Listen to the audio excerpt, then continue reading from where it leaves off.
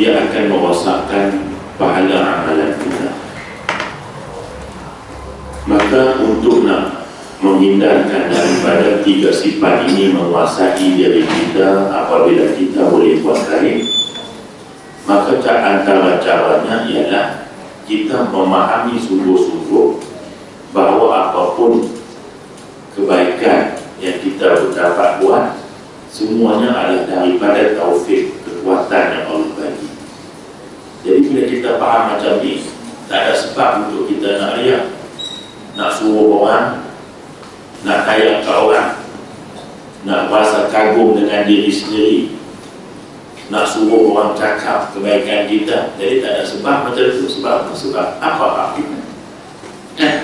Semuanya itu Allah yang bagi kekuatan.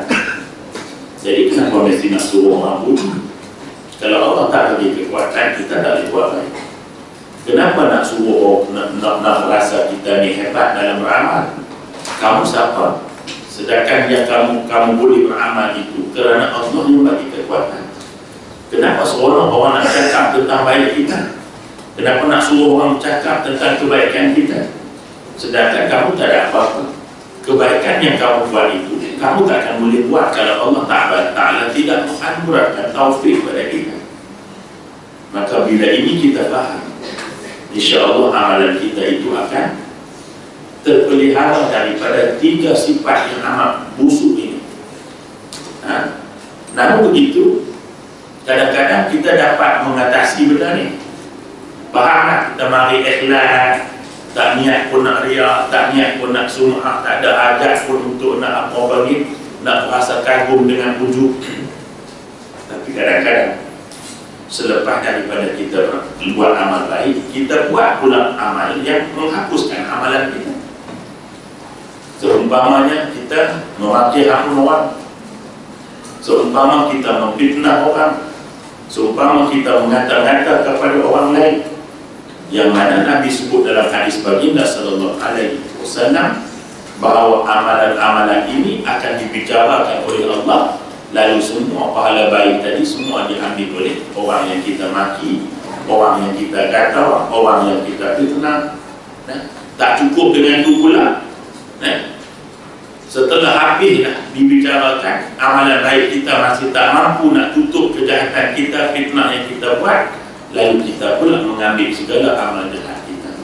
Jadilah kita itu orang yang disebut orang yang miskin, bapa kedana, muflis pada hadapan Allah ketika kita berdepan dengan Allah Subhanahu wa Ta'ala.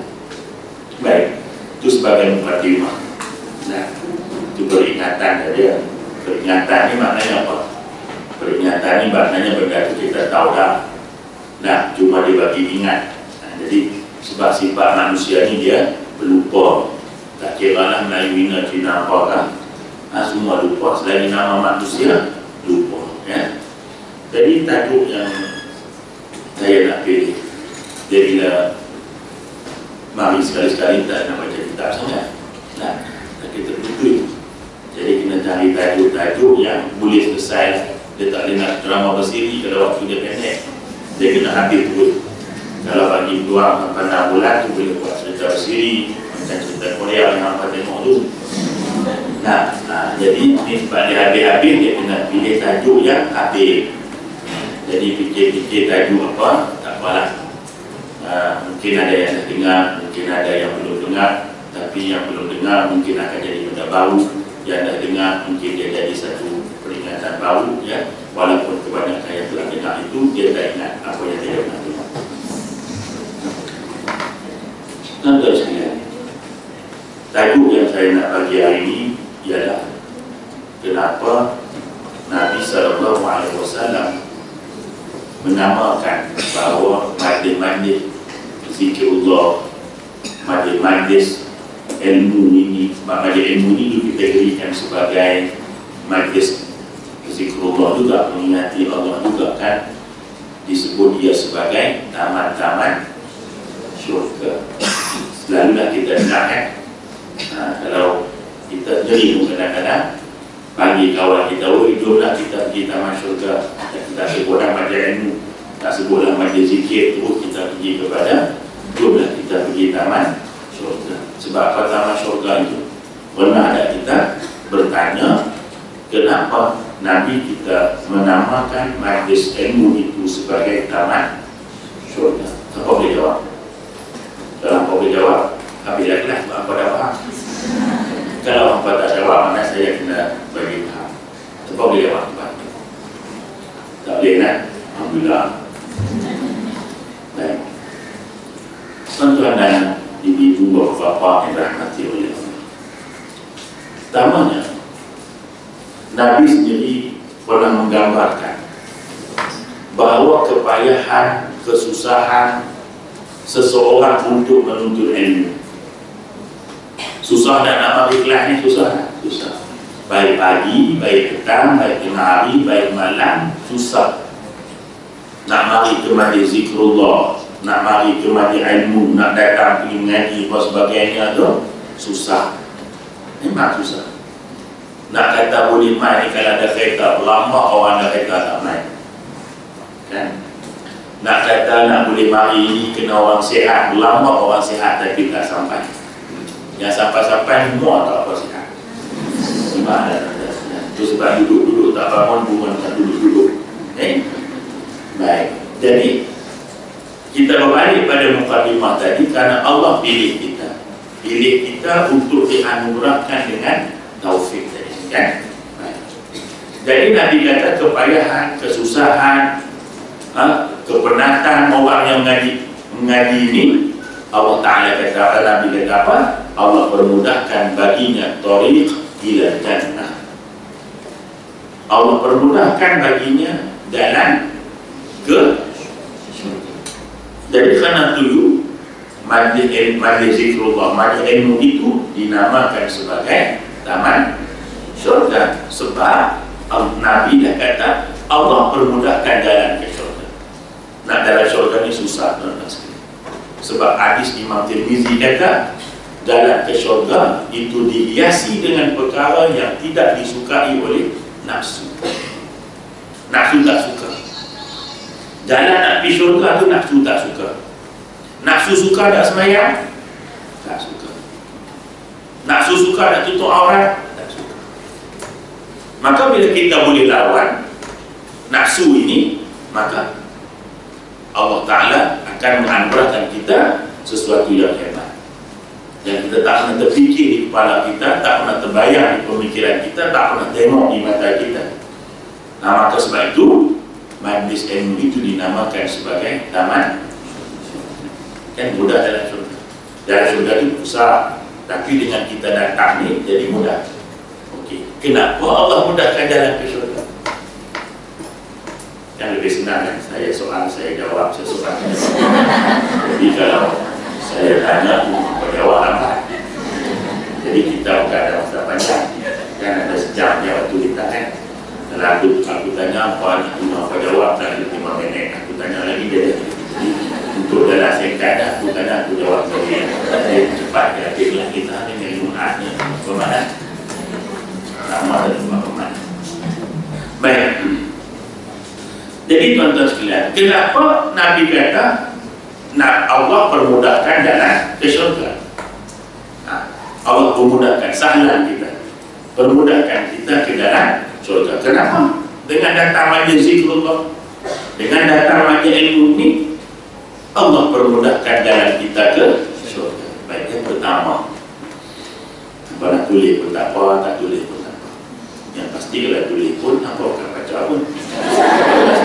Bukan bonek. Esok pagi kelas lain, nanti buku lain.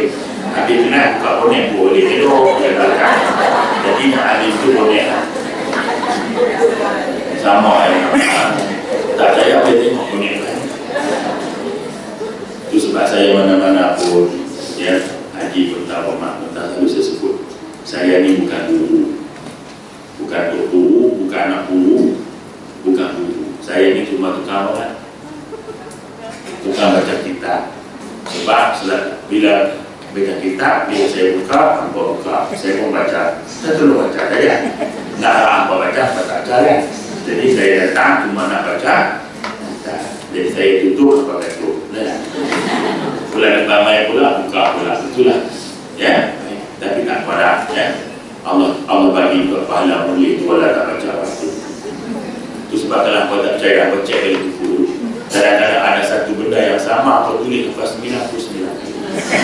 sama macam Asmaul Husna. Baik. Jadi pertamanya Allah permudahkan dalam syurga itu kerana semua orang tahu. Orang yang duduk dalam majlis ilmu, orang yang berada dalam zikrullah itu, malaikat akan kembangkan sayap dia. Kembang dia memayungi kita, bukan sebab nak bagi panat, tak panat kan? Panat lah kita pun ada. Nak payungkan kita, dan maksud payung itu sebagai ulama hadis mengatakan dia merupakan doa. Dan semua orang tahu bahawa doa yang dipohon oleh malaikat ialah Allahumma ighfir lahum warhamhum. Saya tunggulah pada orang lambat. Tunggulah. Apa makna doa ni? Doa ni semua orang tahu. Allahumma ighfir lahum, ya Allah tolong ampun semua orang di dalam. Yang kedua, warhamhum, tolong rahmati semua orang dalam. Baik. Allah maghfir lahu warhamhu ini kita akan dengar orang baca masa sembahyang mayat. Baik. Lepas takbir ketiga, sekurang-kurang doa atas mayat itu adalah mendoakan dengan Allahumma maghfir lahu wa hum, ya, warhamhu wa hum. Nah, sekurang-kurangnya lepas dah rukun itu. Hak panjang-panjang tu kalau apa baca bagus lagi, kalau tak baca tak pada. Jadi kita dengar doa ni maknanya ketiga mana kita nak hantar mayat di kubur. Yang ketiga kita jumpa juga doa ni di waktu antara kita cukup dekat dengan Tuhan, dengan Allah. Waktu bila kita dekat dengan Allah? Waktu sujud. Apa tak alhamdulillah. Jadi saya tanya kepada dia sebab saya tidak mengharapkan jawapan dia beri. Kalau apa nak tanya, nak suruh Ustaz jawab, tu begitu bismillah. Dan jangan tanyalah Ustaz. Itu bertanya. Ya. Ini rancangan pagi ini Ustaz bertanya, Ustaz jawab. Dia tak ada channel ni. Tak ada channel yang buat rancangan. Kita sendiri yang buat rancangan. Baik. Jadi ialah waktu yang kita dekat dengan Allah ketika sujud. Kan? Waktu dekat dengan Allah ketika sujud. Dan doa itu kita baca di antara dua sujud. Cuma ganti namanya berbeza. Kalau doa atas mayat itu kita bagi pada mayat itu, ampunkan dia, rahmati dia. Tapi dalam tahiyat, dalam antara dua sujud, kita menyebut doa untuk diri kita, Rabbighfirli warhamni. Maknanya sama. Ya Allah, tolong ampuni aku dan tolong rahmati aku. Kan? Maknanya pada tempat yang cukup dekat dengan Allah, dua sujud itu, tengah-tengahnya kita minta benda ini. Mestilah benda ini besar kan? Tidak. Kenapa besar? Pertama, kita tengok kedudukan masa kita baca itu antara dua waktu yang cukup dekat dengan Allah. Yang kedua, ketika kita nak hantar mayat, tak ada apa dah nak hantar. Inilah doa terakhir untuk kita. Kenapa doa ni? Kenapa tak minta macam lain? Kenapa benda ini yang penting? Dan kenapa juga malaikat itu mendoa perkara yang sama kepada kita? Sebab tuan-tuan sekalian, kita tak akan masuk syurga kalau dosa kita banyak. Ya, memang Allah Ta'ala boleh masukkan orang berdosa dalam syurga. Itu harus bagi Allah, kan? Syurga dia punya ikut, kan? Jauh kita, kan? Kita nak suruh siapa masuk, itu kita, kan? Nak suruh penduri masuk pun boleh. Nak suruh panda pun boleh. Tahu panda? Tahu dekat zoo kan ada panda berkong. Apa pergi ke belum? Pergilah. Jauh bawa dulu. Dan sikit-sikit punya belanja kan? Rumah dia saja 25 juta, orang apa boleh tak? Jadi jom kita pakai pergi. Selamat menziarahi panda. Jadi tuan-tuan sekalian, jadi kita nak ajak siapa mai pun, mai. Dia orang kita kan. Allah Ta'ala macam tu kan. Dia nak bagi masuk surga siapa dia, itu hak dia. Cumanya Allah berpegang dengan janji dia kan. Yang baik, balas baik. Tidak. Yang jahat, balas. Jadi kita takkan masuk surga kalau kita ada dosa. Sebab tu kita disuruh taubat. Taubat tu maknanya apa dia? Hapuskan dosa. Dan nak taubat itu tak susah. Tak semestinya sembahyang taubat. Kita ni kadang-kadang susah juga kan nak taubat, tiba-tiba period. Macam mana nak taubat? Kena sembahyang taubat, mana boleh sembahyang. Elok period habis mati, tak ada taubat. Jadi kalau kita letakkan bahawa taubat tu mesti sembahyang taubat, berani tak? Ya. Taubat ni apa dia? Insaf, menyesal. Itu di mana-mana pun boleh. Bukan mesti sembahyang taubat. Ni dalam kelas ni pun.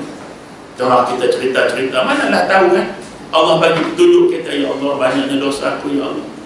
Tolonglah ampun dosa aku, aku menyesal, aku tak nak lagi ulang, ya Allah. Allah dengar itu sebagai taubat, balik ni mati, masuk syurga kita. Sebab apa? Allah dengar itu sebagai taubat. Bukan mesti sembahyang taubat. Kalau boleh, alhamdulillah. Tak boleh pun tak apa. Mana? Jadi bagi yang tak beranak itu, memanglah dia tak ada masa rehat. Dia sembahyang 24 jam, seminggu 7 hari. Mana? Baik. Jadinya, kalau kita ada dosa, maka kita tak masuk surga. Satu. Okey, insya-Allah Allah ampunkan dosa kita. Lepas kita minta ampun dengan Allah, Allah ampun dosa kita. Kalau Allah nak ampun dosa kita, kita nak masuk surga pakai apa pula? Pakai apa? Kita tak masuk surga dengan amalan kita kan? Kita masuk surga dengan rahmat Allah kan? Sebab itu yang kedua itu dipohon lagi. Allah Subhanahu Wa Taala tolong rahmati kami. Jadi pentingnya dua ini. Kenapa? Dia syarat untuk masuk surga. Maka syarat inilah yang termasuk dengan erti kata Allah permudahkan jalan ke syurga. Boleh faham tak? Pagi-pagi ni tak senang nak faham. Anggur-anggur belum tentu faham. Kadang-kadang dia melihat doa. Tapi faham yang tidak apa tu, faham ke tak faham, itu bukan kerja kita. Ya? Kita mari dengan ikhlas, Allah bagi pahala. Faham tu saja, bukan kerja kita. Nah, kalau syarat nak dapat pahala datang majlis ilmu kena faham, beratlah kita. Kita bukan nak faham kan. Ada hak tukar panjang muka ustaz, ada hak panjang tu kira lampu berapa, lampu ekon berapa, ada lagi. Tapi kedatang itulah Allah bagi pahala belakang. Itu satu nak. Kenapa Nabi maksudkan dengan mudahkan jalan ke syurga? Karena kita dapat benda tadi. Malaikat tolong doa. Nah, dia pada tadi ni apa tu? Kerana untuk nak masuk syurga kena ada dua benda tadi. Diampunkan dosa oleh Allah dan dirahmati oleh Allah Subhanahu Wa Taala. Satu. Yang keduanya, dengan maksud Allah memudahkan jalan ke syurga, kerana orang yang berada dalam majlis ilmu itu sentiasa ditunjuk ajak macam mana nak masuk syurga. Mana ada penceramah ajak masuk neraka? Ada? Tak ada. Semua penceramah dengan penceramah sekali. Mereka nak kepada syurga. Kalau kita tengok cerita Korea, ada dia surat dia ajak masuk surga. Kalau tak nak kubur tahan juga. Nah, adalah tinggal insafnya lah. Walaupun kadang-kadang takut kalau kita tengok kan. Ada saat ini muka bulatnya kan. Saat ini jenazah berat, walaupun hakikatnya memang ada begitu, tapi tak semua dan sebenarnya. Eloklah kita ambil apa-apa yang bagus. Baik. Jadi tuan-tuan sekalian, semua orang yang datang diberi penjelasan untuk bagaimana nak masuk surga. Kalau kita tak tahu macam mana nak masuk surga, kita nak masuk surga, tapi kita tak tahu macam mana nak masuk surga. Macam mana? Ya, kita nak pergi satu tempat, tapi tak tahu nak pergi macam mana. Sampai ke tak sampai. Macam tu juga semua orang nak kepada syurga, maka majlis ilmu itulah jalan nak tunjuk macam mana nak pergi syurga. Kemudian atas kita, faman syaa falyu'min wa man syaa falyakfur. Siapa-siapa nak beriman, ni jalannya. Siapa-siapa nak kufur, ni jalannya. Pilih kita. Nampak tak? Jadi bermakna dinamakan majlis ilmu itu sebagai taman syurga, dan Allah permudahkan orang yang datang majlis ilmu itu jalan syurga. Kenapa? Kerana mereka itu ditunjukkan jalan untuk ke syurga. Nah, contohlah kita ambil.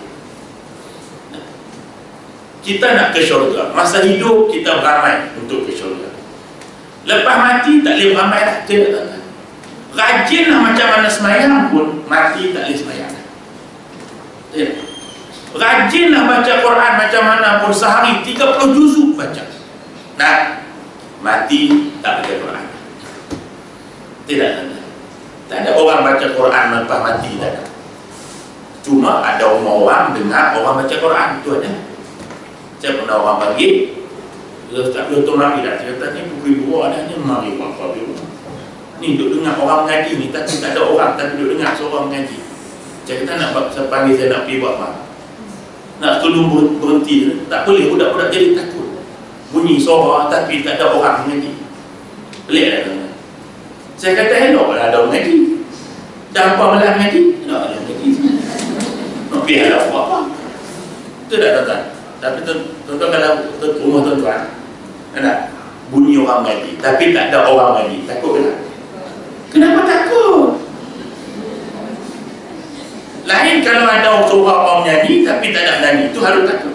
Nyanyi lagu Aku Insan Yang Lemah. Ada penyanyi dari sini? Bukan penyanyi dia duduk sini ya? Ada kan? Orang nak nyanyi. Kamu ada dekat sini ya? Itulah zaman budak-budak kuning Raya dulu. Nah, baguslah lagu tu kan. Aku insan yang lemah. Jadi bila kita rasa lemah, kita mohon pada Allah. Baik. Jadi kalau dengar suara orang menyanyi, tak ada tukang menyanyi, itu hari takut. Kalau dengar orang menyanyi, tak ada seorang menyanyi, bagus ya. Sebab rumah kita memang tak pernah orang menyanyi. Bila ada orang mengaji, tak ada panggil ustaz lah. Halau. Kenapa? Suruh elok lah. Dia kata kalau elok panggil ramai-ramai nak mengaji lagi. Oh betul. Kenapa? Jadi serajin mana pun kita mengaji, ya, mati tak boleh mengaji dah. Tidak tuan-tuan? Jadi macam mana amalan kita masa hidup ni belum tentu cukup nak masuk surga. Maka Nabi ajak kita, kan, macam yang ibu semua tahu, ada amalan yang lepas mati pun pahala jalan. Maka kita fikir gitu. Maka bila kita fikir gitu, tak adalah kita besarkan rumah di dunia ni, melainkan kita bina dan besarkan rumah di akhirat. Tidak ada. Ni dapat pencen kerja 32 tahun kerja, dapat EPF kerja 3 juta. Dan 3 juta. Jadi fikir rumah dah 65, rumah dah 60 dah. Maksimal dah shilling. Pecah rumah, nak buat rumah besar. Orang tanya buat apa? Nak merasa rumah besar, kerja terus 32 tahun. Buat rumah besar, dah 3 tahun baru siap, 63 dah kan. Elok siap meninggal. Habis kita buat rumah, elok siap rumah, meninggal. Tak merasa juga rumah besar. Akhirnya masuklah rumah 6 kali 4. Yang sudah kata ada lagi kosong tu, 3 bilik semua. Eloklah kau satu, aku satu. Senang kita nyari baju, kata dia sudah. Jadi maknanya tinggallah rumah yang 6 kali 4 itu. Nah, jadi kalau orang fikir macam ni, rumah dah 60 kan? Rumah dah sedia ada, yang rosak-rosak kita bagilah sikit-sikit kan? Yang lain kita pakai, pergi buat rumah di akhirat. Ini kan orang yang datang ke ilmu. Kalau tak datang, dia tak mahu. Nampak tak tuan-tuan? Jadi begitu keadaan. Jadi kena, bila kita faham ini, maka kita fikir keutamaan macam mana tuan-tuan. Ya? Jadi bermakna permudahnya, Nabi kata Allah permudahkan jalan untuk syurga dengan berada dalam majlis ilmu, majlis zikrullah. Kenapa? Kita diberitahu macam mana jalan untuk ke syurga. 2. Yang ketiga, yang dimaksud dimaksudkan oleh Nabi kita sallallahu alaihi wasallam, Allah permudahkan jalan ke syurga. Kenapa? Kerana orang yang berada dalam menuntut ilmu ini disebut oleh Nabi, mereka itu juga disebut sebagai fi sabilillah, berada di jalan Allah Subhanahu wa ta'ala, berjihad dia. Jadi kalau orang berjihad kan, berapa orang kalau mati syahid, Nabi kata dia boleh bagi syafaat dengan izin Allah. Berapa orang? Berapa orang?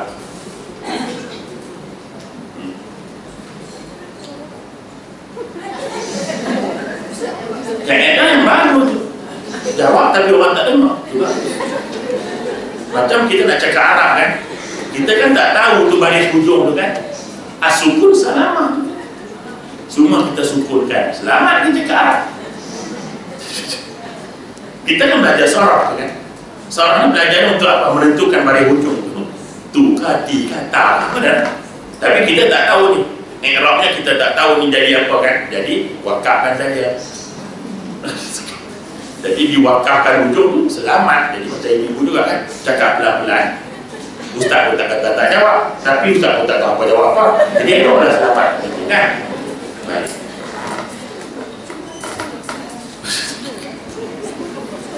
Itu sebab ada orang kata sekarang ni dia bukan ceramah, dia bebek. Nak bebek apa tuan-tuan, benda yang sama modul. Nah, bukan tak tahu, nak bebek nak. Orang kata orang perempuan ni elok nak pakai stokin, tak pakai-pakai sampai lah. Bila orang sebut pakai tarik-tarik kain ke bawah, tutup ke bawah. Masya Allah.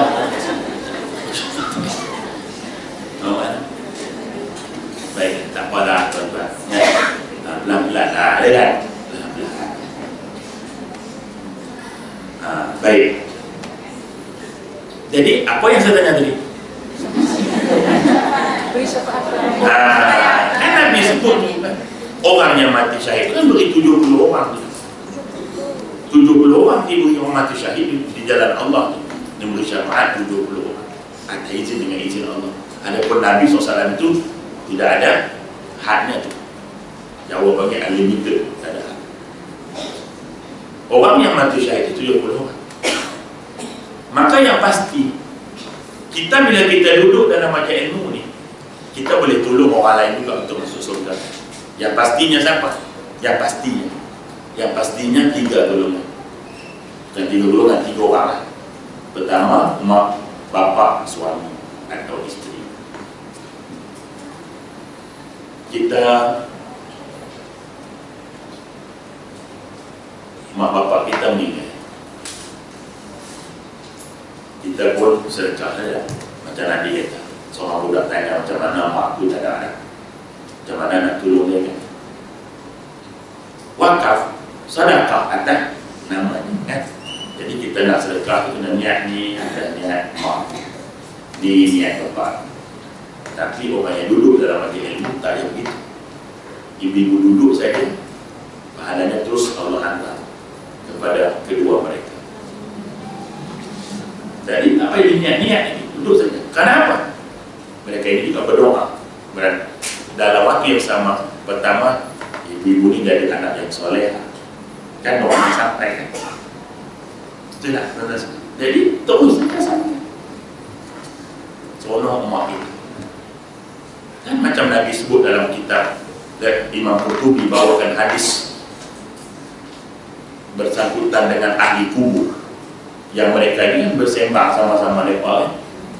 Ibu pernah belajar buku ni kan. Jadi antara ahli kubur itu dia bersembah, tapi bersembahnya tak macam topik kita lah. Kita sembah topik banyak sangat. Kadang-kadang 30 minit topik macam-macam, daripada politiknya, daripada isu pakaian, makanan, semua sekalian 30 minit. Sampai tak ketahuan tajuk apa, ada sembah macam-macam tajuk. Kalau ke forum perdana ada tajuk, tak ada tajuk. Daripada bercakap kuat sampai mengumpat ke orang. Tapi yang special tu kan, bila mengumpat ke orang dan suara jadi pelan. Tu kadang-kadang sampai tak bunyi suara. Tapi yang dengar tu faham, walaupun dia tak bunyi suara. Kawan dia semua setan. Baik, tak apalah, buat macam mana kan. Jadi kita duduk saja sini kan. Ahli kubur tu Nabi kata bersembah. Sembah macam-macam tadi. Allah, aku duduk tengok dia kata kubur ni sat-sat cerah, sat-sat cerah. Sat-sat malaikat mai bawa macam-macam. Dia kata apa benda malaikat bawa ni? Jawab pikiran kita tak ada apa. Dia kata pukul 9 tadi anak sulung aku pergi mengaji. Nah, Allah bawa pahala dia anak sulung amal iman. Kita duduk sebelah ni mak kita, dia kata aku 7 orang tak ada siapa, dia kata apa. Ini kan dialog biasa ahli kubur. Mengharapkan sesuatu daripada orang yang hidup. Jadi susah sangat kan itu. Susahlah sikit datang. Memang penat ngaji ni tuan-tuan. Nah, itu sebab lena ramai. Sebab penat. Penat sangat. Tapi dengan kepenatan kita tadi ni tuan-tuan sekalian kan, kita berada dalam jihad fisabilillah, doa kita kan didengar oleh Allah sampai pada doa kita. Ni nanti sampai 10 ke 11 malaikat hantar. Kita tanya, ni dia kata siapa ada hantar ni? Oh, dia kata anak sulung la ilaha illallah, dia kata 30 tahun aku tunggu baru hari ni datang. Anak dia 30 tahun baru ngaji. Dulu masa muda tak sempat ngaji ni tuan-tuan. Dah pencet pun tak sempat ngaji lagi. Duk buat masak tadi ni. Tak ada anak ngaji. Tuan-tuan sekalian, dah sakit batas sendi-sendi baru orang ngaji. Tuan-tuan, nampak? Alhamdulillah lah, tempat ngaji apa ni tak ada tangga. Kalau ada tangga pakai separuh badan ni tak mahu. Bukan dia nasihat datang rumah ni. Nah, ya Allah, tengok lutut kau dah. Jadi maknanya seronoknya kita kan, ini kita akan hadapi bila kita mati besok. Kita pun jadi mana sama. Tunggu mana lah anak 10 tahun di mana, 2 tahun di mana. Maka orang yang duduk dalam majlis ilmu ini kan, dia terus hantar pada mak bapak kita yang pastinya. Kalau yang datang itu antara itu suami pula mai hantar, dapatkan suami kita pula. Nak bagi suami pula balik lagi, tuan-tuan bercerita pula kat bini dia, dapat pula pahala sama. Seronoknya hidup macam ni kan. Ini yang dinamakan ku anfusakum wa ahlikum naron. Masing-masing fikir macam mana nak selamatkan laki daripada neraka. Laki fikir macam mana nak selamatkan bini daripada neraka. Anak-anak fikir macam mana nak selamatkan mak bapak dari neraka. Mak bapak fikir macam mana nak selamatkan anak-anak dari neraka. Indahnya hidup begini kan. Seronok kan. Ibu-ibu keluar rumah, macam mana tak bagi suami masuk neraka. Ya, pakai ada elok kan. Pakai ada elok, biar ada beza sikit. Ni sampai tak ada beza tuan-tuan. Kita dengan passion, dengan mengaji ilmu, tak ada beza. Berkilat muka kena matahari. Nah, sebab apa? Foundation. Kena matahari minyak silau. Tu belum bibit kilat tadi. Dah bubuh dah gincu biasa, bubuh pula pengilat. Warna merah, angkat trafik light awal kan. Lampu ni. Dia nak silau accident. Boleh lah, tapi jangan terbaik sangat kan. Bubuh gincu boleh, tak bagi pucat sangat. Saya orang nampak pucat macam mayat pula. Boleh lah bubuh sikit-sikit. Jadi duk fikir, laki kita pergi kerja, kita keluar macam ni kan. Sila hari bulan, ya, masuk neraka laki kita. Laki kita pula jenis tak pandai tegur, diam tu.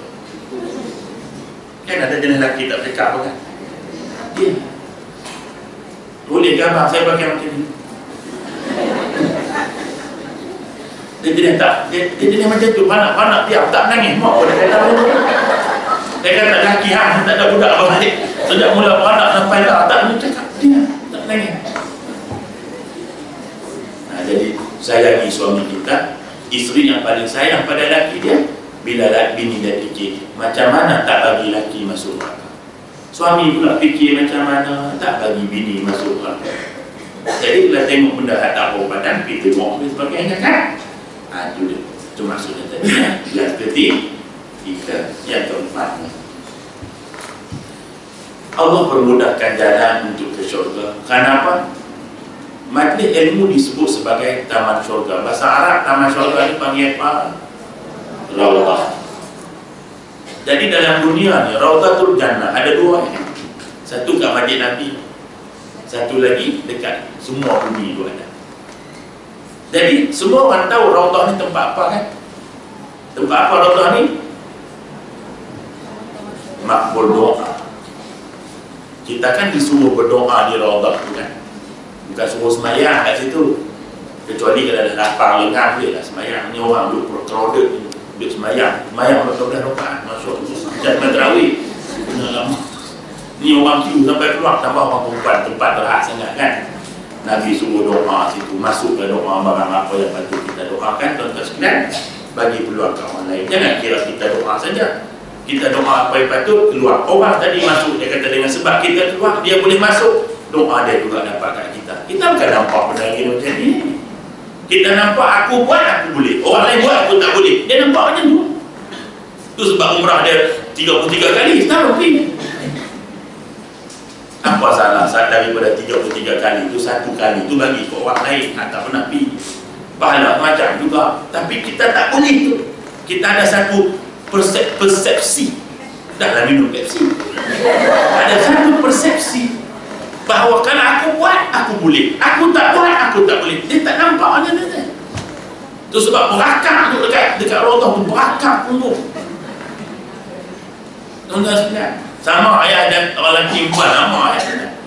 Nah, jenuh lah ada tengok orang pun berduduk belakang balik. Nah, dia duduk semayang sampai 20 rakaat. Macam semayang tarawih, siap dengan fadlan min Allah. Raudhah kan tempat doa. Nah, kumpulan Al-Mizan kan ada sebut nasyid yang lama ni ada kumpulan Al-Mizan dulu kan.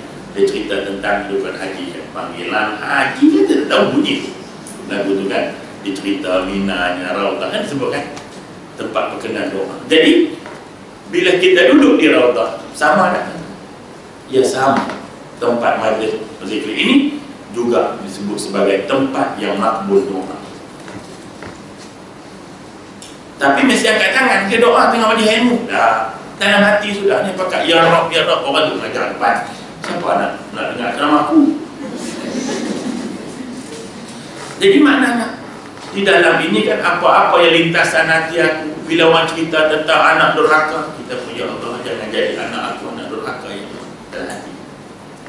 Tadi saya sebut doa apa tu pahala dapat pada ya Allah, tolong sampaikan pahala pada mak bapak aku. Dia automatik kan. Macam juga saya sebut tadi kan, apa tu satu kisah laki-laki tadi dia masuk syurga oleh Allah. Lalu dia tanya, macam mana aku boleh masuk syurga ni? Kan ternyata doanya dalam satu majlis zikrullah tu didengar oleh Allah sebagai taubat, lalu Allah masukkan ke dalam syurga. Untungnya orang duduk dalam majlis ilmu ini, dalam majlis zikrullah, maka rugilah mereka yang tidak memenuhi apa Nabi kata, jumpa taman syurga kat dunia, pakai roti kata Nabi. Itulah tuan-tuan sekalian, 4 permudah cara yang dimaksudkan dengan hadis Nabi, bahawa orang yang bersusah payah untuk datang mencari ilmu itu kan, Allah permudahkan jalannya untuk ke syurga. Mudah-mudahan tuan-tuan sekalian kita mendapat semua yang kita sebut. Faham ya? Faham ya? Untuk guru saya pesan, dia kata Kamal, kalau ceramah kau mengajak, ajak dan ceramah sampai orang faham. Bila orang faham, berhenti. Sebab kalau hang turun juga, saya kira daripada kita faham.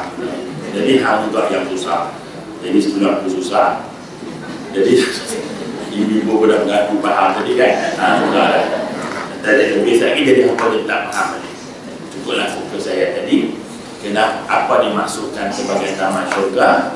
Kerana Allah Ta'ala tadi memudahkan orang yang di dalam risiko itu jalan ke syurga. Kenapa apa maksud dimudahkan? Tadi 4 perkara tadi. Mudah-mudahan kita boleh sampai-sampai ke orang, supaya orang lain juga cinta kepada majlis ilmu.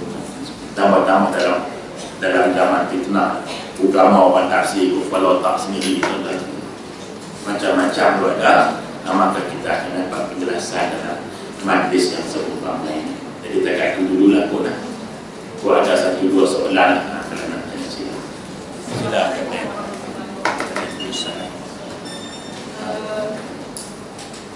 Di sini dalam majlis ilmu, macam mana pula kalau misalnya kita tengok TV ataupun YouTube sama-sama, adakah sama taraf dia macam kita berada di majlis ilmu di masjid? Baik, berbagai pandangan dan pendapat mengenai soalan tersebut. Tengok TV, dengar kaset, sama ada dengan majlis. Tuan-tuan sekalian, majlis ni maknanya ramai dan berlaku dialog antara orang panggil guru dan juga orang yang diajari. Berlaku orang panggil apa panggil? Talaki, kalau bahasa kalau ngaji tu panggil talaki lah kan. Mana berlakunya fase to fase. Tahu? Face to face. Dia bahasa Spanyol. Fase tu fase, muka ke muka. Sebab itu di Indonesia, kalau tempat kita dipanggil credit hours ya, di sana dipanggil tatap muka. Kalau kita belajar sana, credit hours itu dipanggil tatap muka. Sebab kita kena tatap muka dia. Nah, tempat itu dipanggil credit. Sebab itu ada kawan saya yang satu batch dengan saya. Dia tak datang kelas.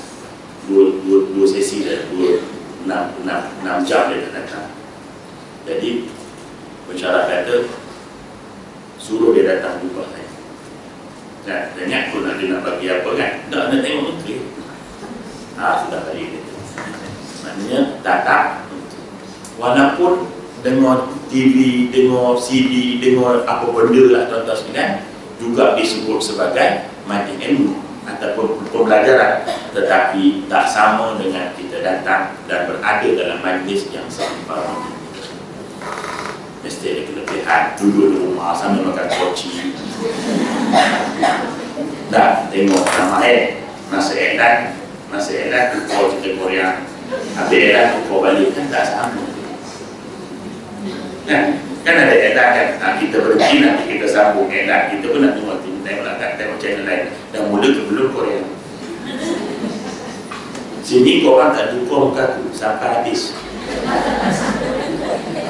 Sekian ada tak sama, walaupun kita dapat ada juga ya, tapi tak sama duduk, tak sama. Lagi kalau ada tak ada, alhamdulillah. Alhamdulillah, mana tak salah. Baik, jadi saya ini jauh tak pernah kenal orang. Lepas tu telinga tak tengok sebelah. Bukan tak tengok, dia tak apa-apa nak clear. Dia lepas kena stroke, itu minor stroke. Dia ada efek pada telinga, pada mata, pada tangan, pada kaki. Jadi efek. Tapi kita sebelah tak ada, alhamdulillah sihat betul ya. Jadi kalau ibu cakap dengan saya tanda telinga kanan tu jangan kata saya sombong. Kalau aku tanda ini tak dengar. Jadi semacam itik cakap dengan ayam. Ya. Jadi sekadar itu dulu lah ya. Terima kasih banyak-banyak jemputan. Jadi insyaAllah sebagai akhirnya tuan-tuan sekalian, hari itu pun saya dah lancar. Baru ni ada begini. Saya buat kalau saya sudah menyiapkan apa itu melaksanakan peletakan batu asas pada 24 bulan itu komplek tahfiz Al-Quran dan anak yatim Al-Qaradawi yang saya asaskan di tempat kampung Kuala Terdau, Terbelum Barat. Saya rasa daripada Ehsan ada wakilnya itu. Daripada sini lebih kurang daripada Lembah Kelang 10 bas saya jumpa. Jadi ada 400 dengan kereta sendiri, semua 1,000 orang lebih kurang. jamuannya senang saja, ikan patin masak tempoyak. Sebab kalau ayam apa barang gitu belum makan ayam. Jadi saya jamu ikan patin. Ramai yang saya tak makan ya Ustaz ikan darat, saya tak makan ikan darat. Saya kata makan lah jadi alhamdulillah semua makan. Barulah sedap sampai ada rasa dia punya ikan ni wangi sama macam tu sekali. Maknanya jadi pembangunan dia tanah di atas tanah 7 hektar. Projek yang sedang dibuat ni ialah masjid, sedikit dalam prosesnya. Selepas ini kuarter guru, yang ketiga itu asrama belajar, dan seterusnya kompleks pendidikan dan padang permainan. Dan 7 hektar tu bayar lalu mana tu ya. Jadi ibu dijemput untuk nak timur-timur rombongan tersebut tak dapat kita makan. Jadi dijemput ke Kuala Kendal untuk tengok projek supaya kita rasa puas hati. Sumbangan tuan-tuan itu saya gunakan untuk pembangunan itu. Doakan mudah-mudahan projek saya ini berjaya dan sebenarnya. Sebabnya kalau kita nak tengok sejarah kampung Kuala Kendal ni, dulunya adalah banyak pondok-pondok, tapi lepas mati terhulu, habis tidak ada orang nak sambung. Maka ada kesedaran bangunkan semula kampung ini sebagai kampung ilmu. Maka alhamdulillah ada orang yang wakafkan tanah 7 hektar ini. Tentu bukan senang nak wakaf 7 hektar nanti. Setelah wakaf saya akan lot-lot kecil tu ramai, tapi ini wakaf 7 hektar tentu sekalian. Satu benda yang amat besar, kesungguhan dan kita cuma bantu hasratnya. Jadi mudah-mudahan sumbangan tuan-tuan ini akan Allah terima ya. Dan yang masih berbaki dalam handbag itu ya akan Allah tambah dan Allah berkati insya-Allah ya. Jadi sekadar itu dulu, minta maaf banyak termasuk dalam keadaan kepada Kak Salwa. Terima kasih Kak kerana beri ruang untuk saya berkongsi apa yang saya berkongsi. Mudah-mudahan Allah berkati. Aku qauli hadza wa astaghfirullah al-azim wa lakum. Wassalamualaikum warahmatullahi wabarakatuh.